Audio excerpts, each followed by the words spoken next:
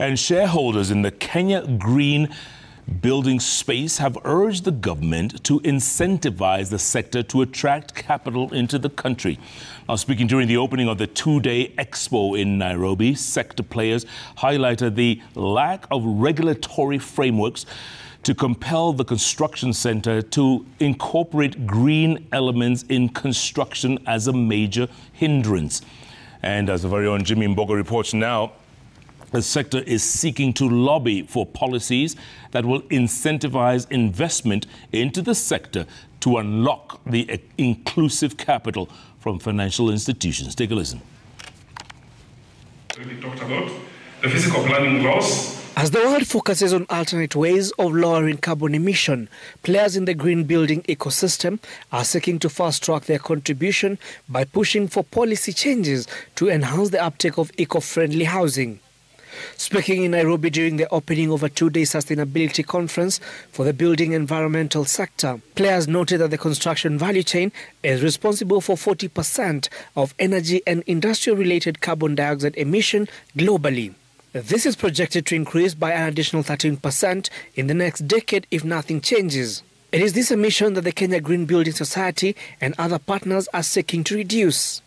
So until we're clear on the incentives we're giving, if there's no requirement, there needs to be an incentive. So we need to have very clearly defined incentives if our market is not mandatory to get things moving forward. And that means then we need to understand how banks will be willing to now probably give preferential loans for green projects. Similarly, is there some sort of waiver in the turnaround time when it comes to approvals? The government on its part has committed to incorporate more green buildings in the construction of the ongoing affordable housing projects, with the pilot phase of 400 units in Homa Bay County set to be complete within the year.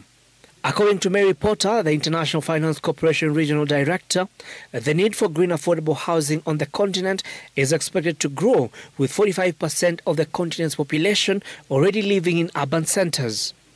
It's within this context that IFC is stepping up its work with partners in Kenya to support the expansion of green and affordable housing. We are in the process of developing a new project in partnership with the Ministry of Lands, Public Works, Housing and Urban Development and other stakeholders to support the development of green building standards. There will be a progressive embracing of the green construction concept.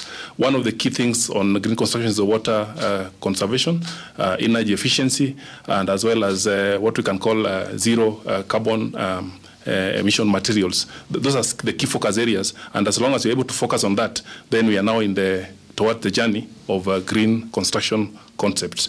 With the recently launched National Building Code set to take effect by March 2025, the government is optimistic that this will help onboard all new building technologies and offer the scope to measure compliance.